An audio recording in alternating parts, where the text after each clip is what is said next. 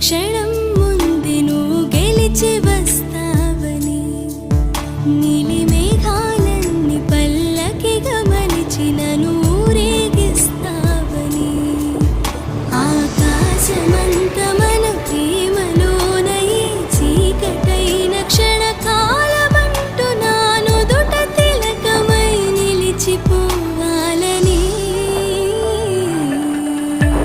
ఎంత